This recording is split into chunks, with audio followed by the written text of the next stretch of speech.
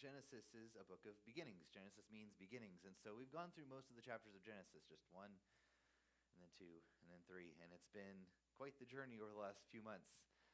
And it's been great. I'm super excited about it. I'm super excited about all that's been done.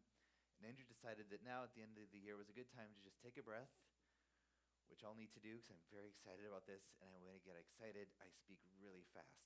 So I need to take a really deep breath. And we're just going to walk through 1 through 36, what we've done so far. And I thought the story of Noah was rough. So we're going to fly through this at 30,000 feet and 500 miles an hour, right? And we're going to see the broad strokes of what God's been doing over the past 1,400 years of history that we've gone through, give or take. And we're just going to see God's story. What has God been doing with us, with humanity, in all this time? What has he been doing? So, remembering is a good thing. Parents love when kids remember stuff, especially when they're little, and even more especially when they're older. So, we're just going to go ahead and remember. We're going to start at the beginning in Genesis 1. In the beginning, God. First thing that the Bible wants us to know, there's a God. He's here. He's real. He exists. In the beginning was him, God. It was the first thing that God did. God creates. God hovers over the formless void of everything, over the face of the waters, and he says, let there be light. God brings order out of the formless chaos. God brings light to the darkness. And he goes through and he creates. He brings order to the heavens. He brings order to the earth. He organizes the seas from land. He splits those apart. Says, okay, that's your place. This is your place. Then he puts birds in the heavens. Says, okay, that's your spot. He puts animals on the earth. Okay, that's your spot. Right? Plants, this is your job. Animals, this is your job. And then he creates and he creates and he creates. And then God gets to his last great creation on the 6th day. In this perfect world that he's made, he says, let us make man in our image and after our own likeness, and let them have dominion over the fish of the sea and over the birds of the heavens and over the livestock and the earth and every creeping thing that creeps on the earth. And so God created man in his own image. In the image of God, he created him. Male and female, he created them. Recently, I have 2 daughters, 10 and 14, they're over here. And the younger one the younger one repeated something she will oft hear around, that humans are essentially animals, right? And it looks that way on the surface. We have the same fleshy stuff. Mammals have generally the same fleshy bits, right? Birds are slightly different. Fish are really different. Octopi are crazy. And then there's a platypus where I don't even know what's going on with that animal. It glows under UV light. God was just having fun with the platypus at the end. He was just like, here, have this. It's great, right? And I'm like, yes. Humans are different, and I had to point that out, right? Humans aren't just mammals. We operate kind of like animals. God created us that way, but we're different. And I asked her why. Why are we different? What did God do to set us apart from the animals? And he made us in his image. That's right. And we had to point that out, because God didn't make dogs in his image and birds and fish. It's not said. He created them en masse with a word of his mouth, all the animals all over the earth, right? Like VeggieTales says, he just went, and there they were, right? I love that quote from VeggieTales. One of my favorite things VeggieTales ever did. But God created us in his image. We are image bearers. We're special, right? We're created to have a special relationship with God. And that's shown because God places Adam and Eve in a garden that he made just for them. Here's a spot for you. Go forth, do my work, take care of this garden. He gave them a job. He gave them a goal, right? And he gave them one rule. God makes the rules, right? He's the creator. He set all this up. He gets to say how it runs. And he gave them one rule. Don't eat of that tree. All the other trees, good, fine, go for it, right? That tree, don't do it, right? And he gave them that option. He gave them the freedom to choose to a certain degree. He said, that tree, don't do it. And they didn't do it for a while. And they didn't do it for a while. And then someone came in and Now, Eve gets a lot of flack for messing it up, for taking the fruit and eating it. Adam was right there. The woman saw the tree was good for food, and it was a delight to the eyes, and the tree was desired to make one wise. She took of its fruit and ate.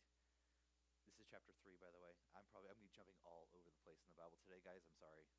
We're blowing through this thing. And also she gave some to her husband who was with her, and he ate. Adam wasn't across the garden. He knew what was going on. He didn't intervene, right? And so man, as a whole, all of us, fell. And they hid themselves because that's what we do when we sin, don't we? We do the same thing Adam and Eve did. Kids do the same thing Adam and Eve did. When an instant we do something wrong, what's our first reaction? Hide. Don't tell anybody. Shove it away, right? First instinct.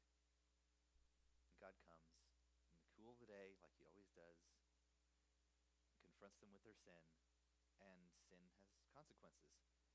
Praise the Lord, he saves us from our sin, right? Praise the Lord, Jesus came. He covered our debt, like we just sang, right? We don't have to worry about our sin anymore. Sin still has consequences, though. Things happen. God doesn't save us from our consequences all the time. Sometimes he does. Sometimes the consequences need to happen. And here, chapter 3, starting verse 14, the consequences happen. But in the midst of consequences, in the midst of the curse that God lays down on all of humanity because we goofed it, in the middle of it, in verse 15, 3:15, I will put enmity between you and the woman, and between her offspring and your offspring, and he shall bruise your head. He shall crush your head, and you shall bruise his heel. That word bruise is crush or bruise. It's the first promise. The first promise God gives to all of humanity is, I got this. I'll take care of it. I will send someone who will overcome this. And right now we don't have a lot of detail about who that is. Right now we have, it'll be male and an offspring of Eve. And there's some grammar in here that kind of makes it a certain person. But there's not a lot of detail about who Jesus is right now, right? It's kind of a promise that this will be fixed. God will fix this, right? And so there's a hope here in the punishment. There's a hope in the toil that man has to do to pull food out of the ground. And there's hope that a woman has in her pain in her childbirth, because the Savior is going to come from her seed. And he'll fix this curse, and he'll fix this nasty that's all over the world now. And so Adam and Eve get chucked out of the garden, and Eve has her first Cain. I received a man from the Lord. Here's this hope. The seed is happening. We're reproducing. We're doing what the Lord has told us to do. Okay, here we go. God's fulfilling his promise. And then Cain turns out not to be the promised one, because his sacrifice wasn't as good as his brother's, and he was filled with jealousy. And sin pops up in the next generation. And, well, shoot. There we go, right? He wasn't the promised one. Abel's dead, so he clearly wasn't the promised one. Okay, well, now we keep having kids. And time passes, and we're waiting with hope. And we're waiting, and we're looking forward. And the world gets worse. And the world gets worse. And there's more people on the earth. And about 1,600 years later, if we follow the genealogies, we finally arrive at Noah. There's one other notable man who walked with God, and he walked with God so close that God just out of the world. Enoch walked with God, and he was not. And then we arrive at Noah, and the sin is rampant. Every thought of every intention of the hearts of men were evil continually. It's everywhere. And God just decides to etch a sketch the whole thing. Just take up the world and shake it. God's like, okay, I've been patient. I've given you 1,600 years with this thing to figure it out, right? I've been here with you. You guys have been working on this. Sin is just everywhere. And God's like, okay, I gotta deal with this. Because God is merciful. Hallelujah, God is merciful. And God is patient. So incredibly patient. God is also just. He can't just let sin go unpunished. That's why Jesus came, right? He came to pay the penalty for our sin. There's a penalty to sin. And in this first iteration of judgment, God just has to reset the world. That's his option. But he picks someone, right? He picks Noah, an upright man. He says, you, here we go. Build an ark. I'm going to save you and your family. Did Noah deserve that? No, Noah didn't deserve that. Noah was just a sinner just like us, right? Noah wasn't perfect. He deserved to drown in the flood just like everybody else did. But God's like, you, I got you. You're my chosen one. You're going to keep my promise. Through you, I'm keeping my promise. Because God doesn't break his promises, does he? If God is one thing, it's faithful, right? God always keeps his promises. So he chooses Noah and his sons and his wives, and they get together and they spend a couple hundred years building a really big boat, a really perfectly designed boat. The design of the ark is fantastic. And God shakes the world, resets everything through Noah. The promise is still there, but 7, 8, 9, God starts over. And Noah's faithful. Noah builds an altar. He makes his sacrifices. Sin pops up again with his kids. Right? 7 years later, his kid commits a sin against him. Noah curses him to be Canaan. Says, you'll serve your brothers. Well, okay, there's sin again. Right? And then we get to the Tower of Babel. His kids have kids. His kids have kids. They start spreading through the whole earth again. But God gave them a command not just to multiply, right? God gave them a command, multiply, fill the earth. Oh, that second part. Didn't do that very well, did we? We find a plain in the land of Shinar. It's a nice flat part. Great, great place. Make good bricks. We make bricks. Bricks are great. We can make stones we don't have to carve out of a mountain. We can make them as big as we want or as small as we want. Let's do this thing. Let's build a tower and let's get to heaven on this tower. Here we go. We're going to work together and we're going to be our own masters and we're going to build ourselves up to heaven. Right? And then I chuckle because chapter 11, verse 5. And the Lord came down to see the city and the tower which the children of man had built. We think we're so big sometimes, don't we? We have the tallest towers. We have the strongest buildings. Look at all we've done. This is the biggest thing that's ever been made ever, right? And God comes down to the city and the tower which they have built from his heaven. God stoops down low to see their little building and says, that's nice. You guys want to be masters of yourselves? Well, we can't be having that. You're disobeying me. So if you guys won't scatter, if you want to build yourself a big city and you guys refuse to spread over the earth like I want you to, okay, here's some consequences. And different languages. All of a sudden, you're working side by side with your best friend, and all of a sudden, he starts clicking. Or he starts speaking, what? And confusion. Can you even imagine the cooperation in the beginning? The processes. Everyone's of one mind, of one language. Nobody misunderstands everybody else, and all of a sudden, every family is speaking a different language all at once. Can you even imagine the disaster? The confusion. Instant breakdown of anything they had built. Any kind of government, any kind of production line, any kind of cooperation is basically impossible now. They might be able to trade a little bit by gesture, but as an interpreter, I know if you got a language barrier, you got a barrier for anything significant, right? And so they scatter, just like God wanted them to in the first place. I'm mildly thankful for this curse just because I have a job, but that's just me being selfish. And then we get a record of Shem's descendants. And then we get to Terah's descendants. And we get to this guy, Abram. What was special about Abram? Please tell me. I have no idea what was special about Abram. Right? Abram just gets picked. Like we arrive in Genesis chapter 12 and we're at the end of all this descendants genealogy and where all these nations come from, and then Now the Lord said to Abram, okay, God just picks Abram out of the blue. Just you, that guy, just kind of like he did Noah.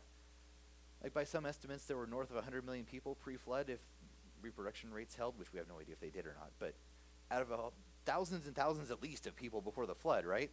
God just picks Noah. You're going to be my dude. And now he just picks Abram. Hey, Abram, go. Take off from modern day tip of Iraq. Just go to a land I'll show you. Where? God doesn't say. Just go. Just obey. And Abraham does. Or Abram, sorry. Abraham later. He's not Abraham yet. Abram does. He says, I will make you a great nation and bless you and make your name great so that you will be a blessing. This is the first time God promises this to Abram in the very beginning. And so he does. And Lot went with him, his nephew. And this is the beginning of a great story for Abram taken as a whole. Because we like Abram's stories in piecemeal, right? We have Abram, when he gets called, is a story, and it is a story. Like, we've walked through this, all of us know. Like, we can do a whole sermon series on Abram just getting called. And then we do a whole sermon series on just the promises before Isaac, and we've done that, right? But as a whole, we see something great. And this was pointed out in the sermons a little bit, but Abram just obeys, right? That's all he does. Just like we do when we're saved, we just obey. We ask for forgiveness. We just surrender. Okay, I'm you. I'm yours, right? He just obeys. It's simple. It's a massive amount of faith. Here, just pluck up all your stuff and just walk. Great. Not many of us have been called to do that. We usually have something on the other side we're walking toward, right? But Abram does it. And then we didn't go through this one, I think, in the sermons, but Abram goes and Sarai go and they walk and they go up through Canaan and they wander and they come down to Egypt, and Abram lies about who Sarai is and she almost gets stolen by the Egyptian king. There's not a lot of trust there, right? I mean, you trusted God enough to say up and go, and you up and went, but we assume that would transfer over into you're going to protect me while I'm in Egypt, right? It doesn't happen. Abram kind of falters a little bit here. He trusts himself. He doesn't trust the God he's following. And it almost ends in disaster, but it gets resolved. Okay. Abram's not a perfect person, is he? He's kind of like us. Because we start and we go, and we're all gung-ho for it. And then before we know it, we've tripped over a branch or something, spiritually speaking. Something comes up, and we're, well, that's not great. Now we have to pick ourselves back up again. And that's the story of Abram. He gets blessed so that he's so incredibly wealthy that the land can't handle him anymore, which is saying something. They separate. Abram is faithful. He's blessed by a priest of God Most High. And God makes his true covenant with Abraham in 15.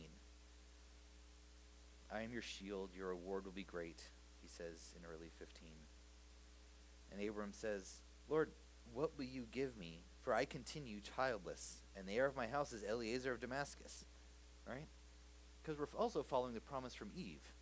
Eve promised there would be someone, there will be a descendant, right? We're kind of waiting for this descendant, this child. Noah had children, cool. We continue. Abram has no kids, and he's old. What's going on, Lord? You made a promise back here to us. We know you keep your promises, right? But this guy has no kids. What's going on here? And you've picked him, so you have him here for a reason. What's going on? This man shall not be your heir, God says in verse 4. Your very own son shall be your heir. And he brought him outside and said, look toward heaven and number the stars if you're able to. Which, if you've ever been in a truly dark place, not like here in the city, like in Jeffersonville or Louisville or New York, where you can barely even see the stars. If you've ever been somewhere truly dark, there's nobody for 100 miles in any direction, right? There's not even a house for 100 miles in any direction at night. And you look up, I dare you to number the stars. You can see the Milky Way itself as a smudge across the sky, right? Number the stars if you can.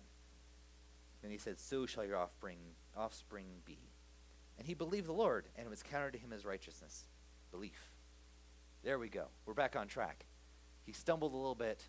God comes back to him and brings him back, renews his belief. Abraham believes. Fantastic. We're back on track, right? High point in the spiritual journey. I'm here. Here we go. Okay, so now we have, I will have a son. Great. And they wait, and they wait, and they wait, and no son, no son. Sarai is old. She can't have children anymore. So they do what was, sounds very weird to us, but was more normal back then. I'm getting excited again. And Sarai offers Hagar, her servant, to have children for her, which was not that uncommon back then. And so they're like, okay, God's not doing this magically with Sarai yet. This is a reasonable option. This is a reasonable second option. We're going to help God out, right? We're going to do this, and God's promise will come true, and this will be a good thing. And so Abram takes Hagar. She has Ishmael. And God gives the covenant of circumcision. And God says, no, that's not mine. Chapter 17, verse 15. As for Sarai, your wife, you shall not call her Sarai, but Sarah. I will bless her, and I will give you a son by her. And I will bless her, and she will become nations, and kings of peoples will come from her. God's like, no. I didn't need your help. I got this. I have a promise I'm keeping. I don't need your help keeping my promises. If I need you to do something, I'll let you know. Right? And so we have another fall. Abram tries to take the promise in his own hands and tries to make it happen. Right? I know God has this for me, so I'm going to make this happen in my time. I want this to happen now. Right? How many times have we done that? We're just like Abram most of the time. We know God wants this to happen for us. God has a plan for us. We know it. So let's take hold. Let's do it. Let's do it in our time. Let's force it. Never turns out well, because God's timing is God's timing, and he's not our timing. How many times have I experienced my timing not being God's timing? And 9 times out of 10, it's longer than my timing, right? God's removing things in the background. He's putting things in place. Like, once in my life has God pushed the gas pedal for me. And that was for a massive life change that I wasn't expecting, and I didn't even see coming, right? So the promise is still there.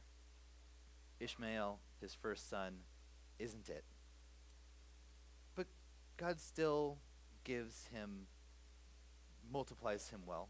God's still faithful to his promises even when we kind of mess them up a little bit, right? Because he multiplies Ishmael too. Ishmael's a great people, because he's the son of Abraham, right? So, God promises him a second time in 15. He promises a third time in 17. Abraham has a spiritual high point when he intercedes for Sodom, where his cousin or his nephew, Lot, went to Sodom, sinful city, unhospitable, proud, faithless, sinful city. But Abram is still praying for them and interceding for them, trying to save them because his nephew is there, and he loves his nephew, and he thinks, if my nephew has done anything right, maybe he's kept his family and a few friends for the Lord, 50 people, right? Maybe the 50 people in Sodom are upright toward the Lord. They're good. You'll save it for 50, right? And God says, yeah, sure. 50 righteous people, I won't destroy the city. Okay, Abraham starts thinking, maybe it's just his family. Maybe they didn't have, maybe they didn't make good friends. They're following the Lord. Nobody else is. Maybe it's just his family. Okay, so he knocks it down a bit. And God's like, okay, 40 or so, I won't destroy it for 40. And he keeps on going down. What if his sons and daughters aren't following as well as they should? What if they've gotten pulled away, right? And he brings it down more. God's like, okay, no, even if it's just his family, he gets all the way down to like 5. If Lot and his wife and maybe just his kids, not even their spouses or whatever, not even their family, just their kids, if just his family is still following, right, will you not destroy it? And God's like, nope, just for them. I will save it just for them.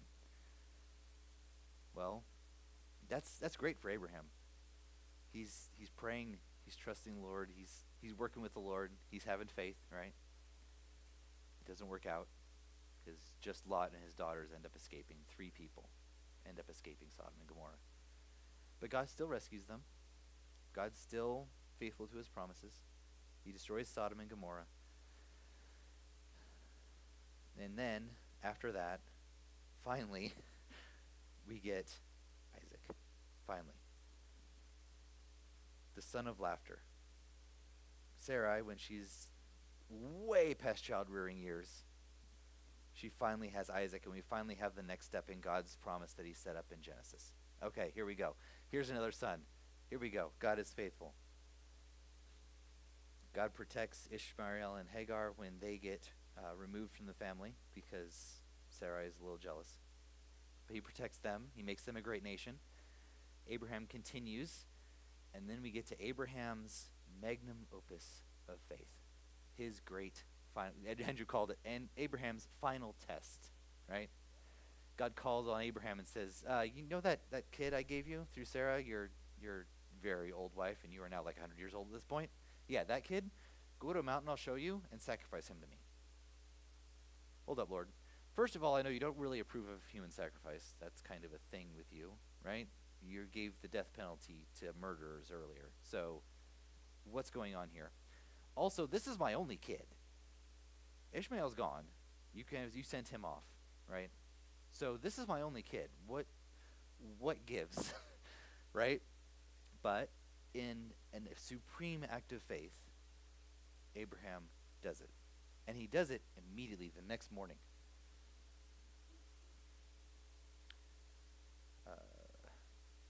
22:3. So Abram rose early in the morning, saddled his donkey, and took 2 of his young men with him and his son Isaac. Early in the morning, next day, boom, obedience. Abraham is concerned. How could you not be as a father walking your own kid to what you think is their death? But he's obedient. His faith is strong. They go to the mountain. Abram lays the wood on his son. He takes the knife. He takes the fire, the pot of coals. They walk up the mountain. And Isaac's probably a young teenager at this point. And he's not a dumb person, right? Isaac's not oblivious to what's going on. He sees wood, knife, fire, no animal. So he says, Father, he said, here I am, my son. He said, behold, the fire and the wood, but where's the lamb for the burnt offering? Abraham said, God will provide for himself the lamb of a burnt offering, my son. Did he know that for sure? No. We know that because later he ties him to the wood, right?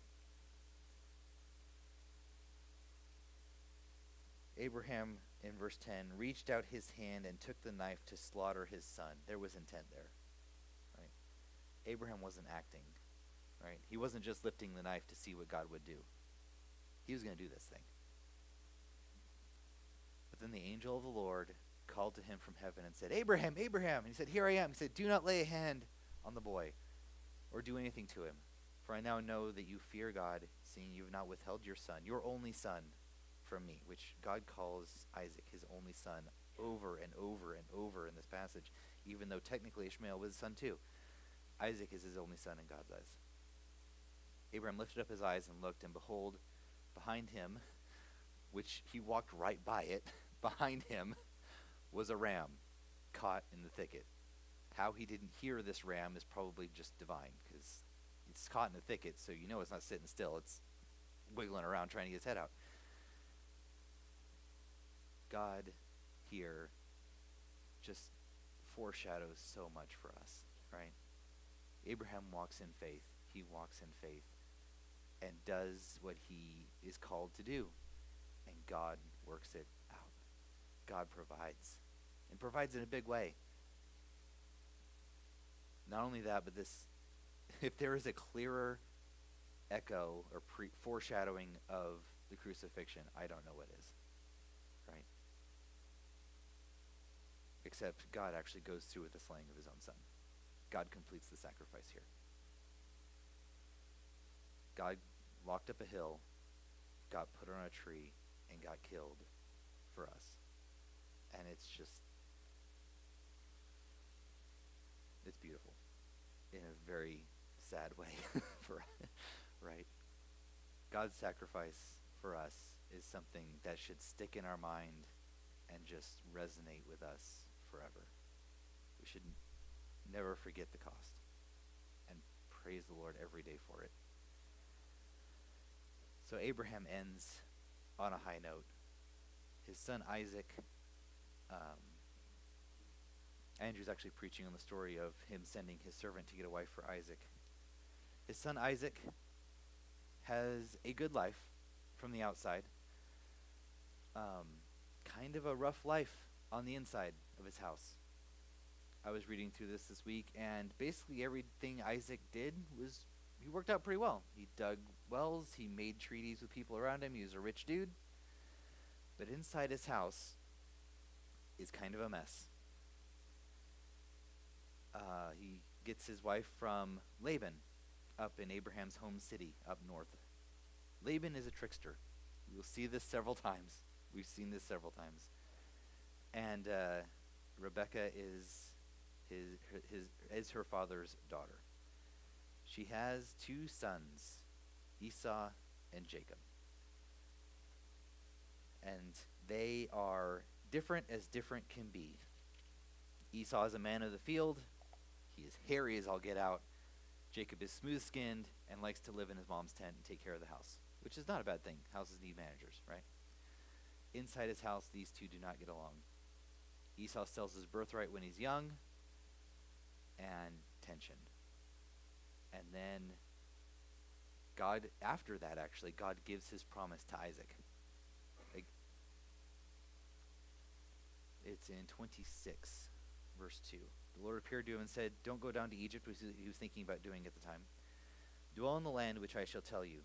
Sojourn in this land, and I will be with you and bless you as you and your offspring until I will give all these lands, and I will establish the oath that I swore to Abraham your father. I will multiply your offspring as the stars of the heaven, and give your offspring all these lands, and in your offspring the nations of the earth shall be blessed, because Abraham obeyed my voice and kept my charge, my commandments, my statutes, and my laws."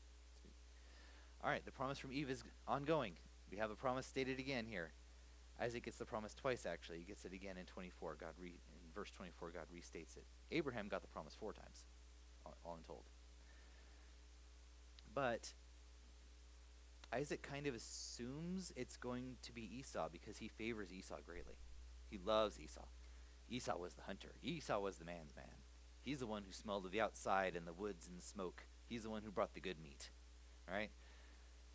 But Rebekah favored Jacob. Now, Rebekah was told that Jacob would rule over Esau. But she kind of helps God along the same way that Abraham and Sarah did, right? She doesn't wait for God to give the blessing to Jacob, right? When Isaac is old, he can't see anymore, she tricks him. Jacob, the trickster, and his mom, the trickster, his apple didn't fall far from her tree, right? Trick their father. They put fur on him, which Esau felt like a goat, because they go and they take a goat and they kill it so he can make good food, because I'll back up a bit, because not all of us went through all this. So Isaac's like, okay, I'm old. I'm going to die soon. He doesn't. He lived like another 40 years. But I'm going to die soon. I'm getting worried. So Esau, go get me some good meat. Go out hunting. Give me some nice, fresh meat. Prepare it the way I like, and when I'm happy, I'll bless you. Rebecca hears this, and she's like, we're going to kill a goat. And we're going to make the good food just like I know your dad likes, because of course mom knows the food dad likes, right? What mom here doesn't know the food dad likes? So I'm going to make this just like your dad likes. And we're going to take the skin and we're going to put it on your arms. Esau felt like a goat. That's how hairy this man was. And we're going to go in there, and she takes Esau's clothes and puts it on Jacob, and she puts the hair all over him. And Jacob goes in and steals the blessing. And Isaac is not a dumb person. He can't see, but he's not dumb. Where is it? Okay, verse in 18. He went into his father and said, "My father." He said, "Here I am. Who are you, my son?" Jacob said to his father, "I am Esau, your firstborn. I've done as you told me. Now sit up and eat my game, so your soul may bless me." But Isaac said to his son, "How is it that you found it so quickly, my son?" Timing's a little off. He's answered, "Because the Lord your God granted me success." And Isaac said to Jacob, "Please come near me, that I may feel you, my son, to know whether you are really my son Esau or not." So Jacob went to Isaac his father, who felt him and said, "The voice is Jacob's voice, but the hands are the hands of Esau." Isaac's kind of onto him. They kind of did a rush job. Maybe Jacob was a little bit higher of voice, and Esau was more of the "I've been smoking for 20 years" kind of voice. I don't know. He did not recognize him because his hands were hairy, like his brother Esau's hands. So he blessed him and said, "Are you really my son Esau?" He answered, "I am." He said, "Bring it near to me, that I might eat of my son's game and bless you." So he brought it near to him. And his father Isaac said to him, "Come near and kiss me, my son." So he came near and kissed him. And Isaac smelled the smell of his garments of the outdoors and blessed him and said, "See, the smell of my son is the smell of a field that the Lord has blessed. May God give you the dew of heaven and the fatness of the earth and the plenty of grain and wine. Let peoples serve you and nations bow down to you. Be Lord over all your brothers, and may your mother's sons bow down to you. Cursed be the one who curses you, and blessed be everyone that blesses you." Wow. Give you everything in the kitchen sink, isn't he? Everything. And as soon as he finished blessing Jacob, when Jacob had scarcely gone out from the presence of Isaac his father, Esau his brother came in from hunting. Whew, that was close. And this causes fury in Isaac's tent, right? Esau, from his perspective, has now gotten robbed twice. The first time he didn't really get robbed, he was just dumb. He sold his birthright for soup. That's kind of your fault, my dude. Second one, he kind of got robbed. He tricked his father, right? Esau, again, the hunter, the outdoorsman, the dude who knows how to kill things, is furious. This causes concern for Rebekah and Jacob because the Bible says he comforts himself with the thought of killing Jacob after Isaac had passed. Okay, this is a problem, right? So Rebekah does her thing, kind of manipulates Isaac a little bit, and sends Jacob off. And we kind of transition into Jacob from there. But Isaac he's an interesting case. He's given the promise twice. He's given prosperity outside. And the turmoil inside is just crazy. And I'm not sure a whole lot to say about Isaac. He's a son of laughter. He's the heir of the promise. He keeps it going. He just, inside his house is a mess. But God uses the mess, right? Sometimes that's us. Outside, we're fine. We're a good Christian family. Our kids are fine. Our work is fine. Our agreements are fine. Our agreements may be great. But inside our house, the inside walls are falling apart, right? Our children are just at each other's throats, which sometimes kids will be at each other's throats. That's just kids. This is a little more sincere than that. The older brother's actively plotting the death of the younger, and he has the means to do it. Sometimes that's the case in your house. Sometimes your walls fall apart inside, and people can't really see it from the outside. God is faithful. God brings his promise even through that. God is with them even through that. Well, Jacob leaves. He flees up to Laban, and he has a dream on the way. He goes up to near a city called Luz, and Andrew pointed this out a couple weeks ago. He stops because it's dark. No other reason. He sees the ladder going up to heaven and earth, and its top reach up to heaven, 28:12 or so. And behold, the angels of God were ascending and descending it. God is active in the world. And behold, the Lord stood above it and said, "I am the Lord, the God of Abraham your father, and the God of Isaac." Not the God of you yet. He doesn't say, "I'm your God" yet, right? "The land on which you lie I will give you and your offspring. Your offspring will be like the dust of the earth, and you shall be spread abroad to the west and the east, and to the north and to the south. And in you your offspring and all the families of the earth will be blessed." There's the Abrahamic covenant again. God's passing it down. God's chosen him, even though he's a trickster, a dirty cheat. Even though he's just he is actively running from his hunter of a brother. Even though he has nothing to speak of. He got himself and some shepherding knowledge, and that's about it.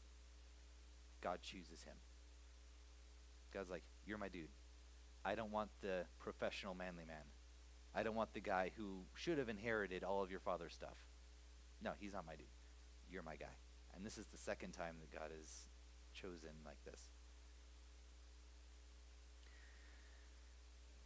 So, early in the morning, Jacob took the stone on which he had used as a pillow and set it up and poured oil on it, and he called the name of the place Bethel, which will be very important throughout the rest of the Old Testament, because Bethel's a huge locus of worship for the rest of the Old Testament, basically. So he goes up, and he visits his family. His family, who is known for their trickery. The trickster has come home. And Laban is still there. Awesome. So now he has a job. He gets hired working for Laban, shepherding his flock. And he knows all about this because Abraham and Isaac and Jacob were all herdsmen. Right? They were all semi-nomadic. They lived in tents. They wandered around. They know how sheep and goats and all that work. So he's got the skills for this. God provides a job, exactly what he needs for that time.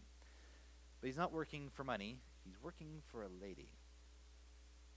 Everyone loves Rachel. Everyone remembers Rachel, right? She was the pretty one, right? Jacob loves Rachel. Jacob loves Rachel a lot, so much that he will work for her for 7 years and it will pass his days, right? God's taken him from a low point and he's built him up. He's making him successful. He works for 7 years and he gets tricked.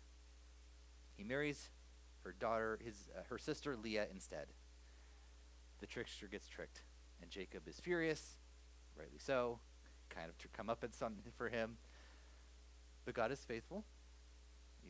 He allows him to work out a deal where he'll work for 7 more years, and he'll marry Rachel too. Great.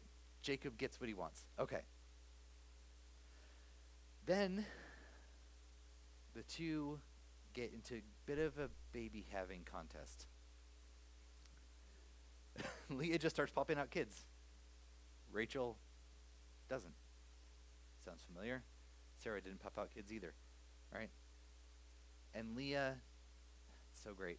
She has a kid, has the first one. My husband will pay attention to me now. Great, I've had a kid, I've had a son. Firstborn son, really important at that time. My husband will pay attention to me.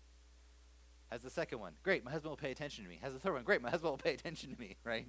Because basically she's a wife by trickery. Jacob doesn't love her as much consistently. He has the fourth one. The Lord has seen me, Judah. That's so great.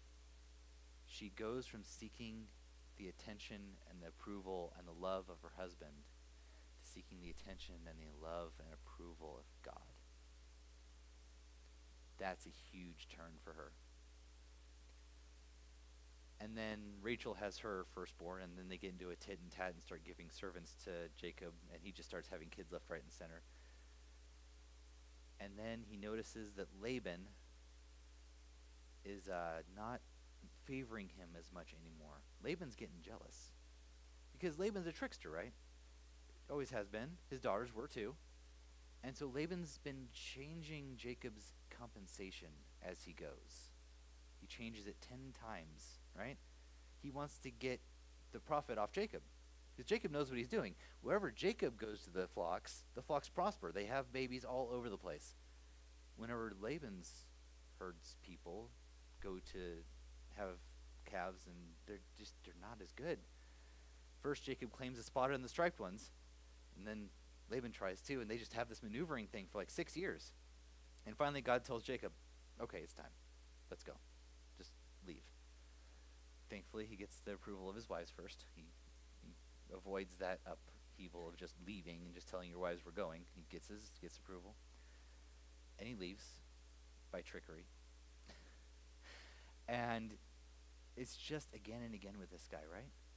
He tricks, Laban tricks. He tricks, Laban tricks. And it's just coming to a head. Like, you can only trick so many times before people get wise, right? You can only trick people so many times before they're like, no more, I'm done. And Laban's done, so he leaves with his flocks and his herds. Laban's out shearing, which is a hugely manually intensive. It still is. You got to hang the sheep up, and you got to cut the fur off, and you got to handle it. It's just, people are busy. He gets 3 days out. Laban finds out, and he's after him. He chases him down. And I think this is where it really comes to a head for Jacob. Because Jacob leaves by trickery. Laban catches up with him. And they just have a tiff. And they have a fight. And it's a low point for Jacob because he's getting wrestled. Or he's wrestling with Laban. He wrestled with his family. He's wrestling with Laban. He just has conflict with everybody. And he gets, in his view, falsely accused of stealing the household gods, which his wife Rachel did. Which she stole the gods and she hid them and tricked her father. But he gets falsely accused. He blows up and he just lays it out on Laban. Says, no, I didn't do this.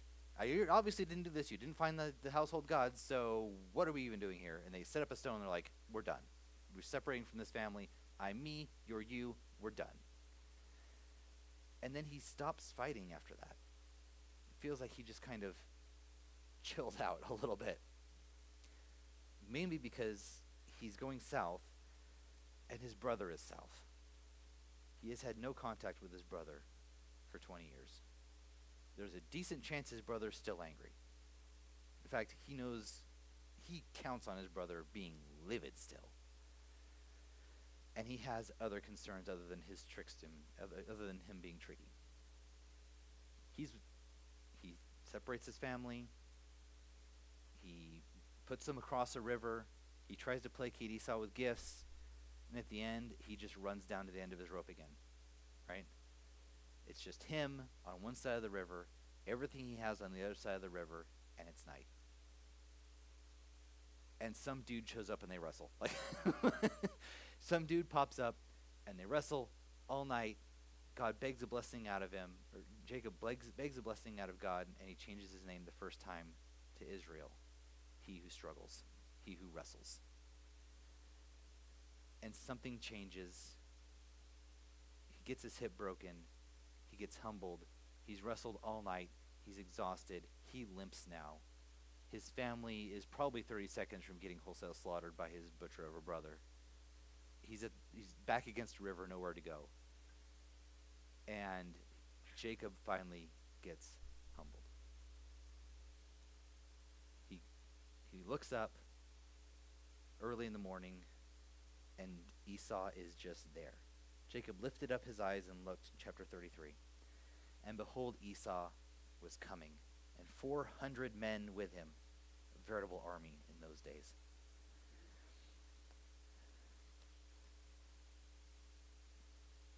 Esau, verse 4, ran to meet him and embraced him and fell on his neck and kissed him, and they wept. And God works it out.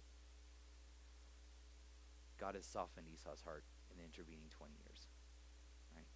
We get no inkling of this beforehand. God's there. God works it out. Now, how many times have we thought the worst and God's worked it out? Right? This is a mirror, like this entire story is a mirror for us and God's faithfulness. God works it out. Because God gave his promise to Jacob, right? Esau, if he was still madly furious and he butchered Jacob's family, well, where's God's promise? Right? God's faithful. So of course he softened Esau's heart. But Jacob couldn't see that beforehand, right?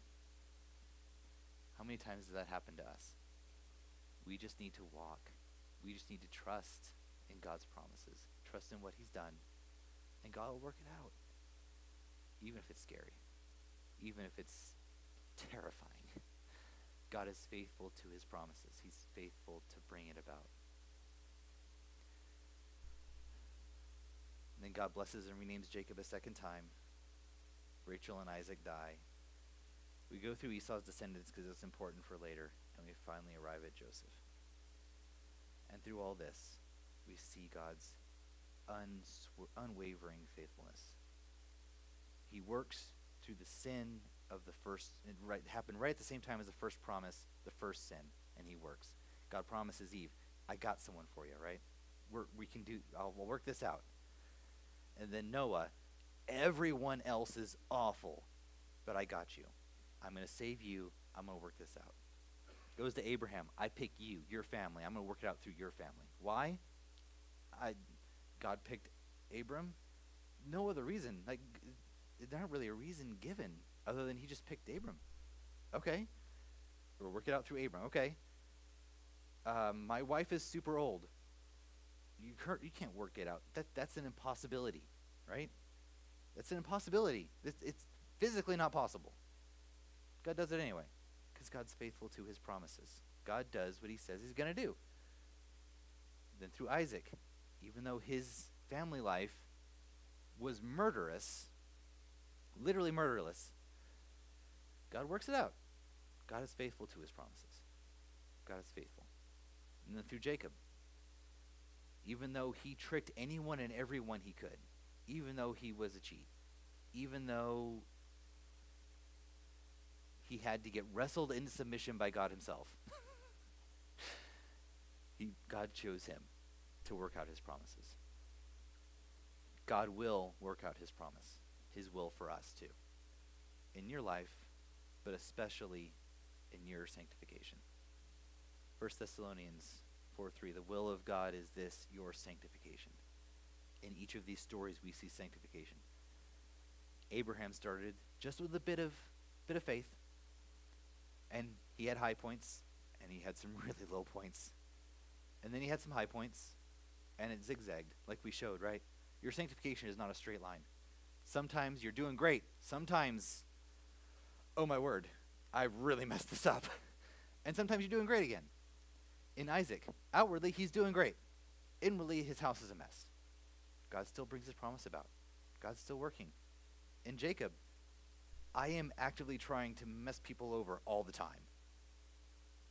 God still breaks him of that and sanctifies him and brings him closer to his own self and humility and love, right? So in overseeing 36 chapters of Genesis, the main theme I saw this week reading through this was God is faithful to us. God's got a story in mind. He's got a plan for each of us. We're seeing the beginnings of that here in the Old Testament, right? God will be faithful to work it out in your life. He will put you exactly where you need to be. He will provide you exactly what you need. He will allow things to come into your life that are awful because he's working on you. He's changing you. And sometimes we need to get wrestled a little bit. Sometimes we need to make mistakes to learn where we need to go. Sometimes we need to make a wrong decision so we know that that's not where we need to be, right? But be encouraged. God is faithful. He's going to make you like himself. He's going to bring this about in you. God accepts you as you are. God refuses to leave you that way because he has a plan and he is faithful.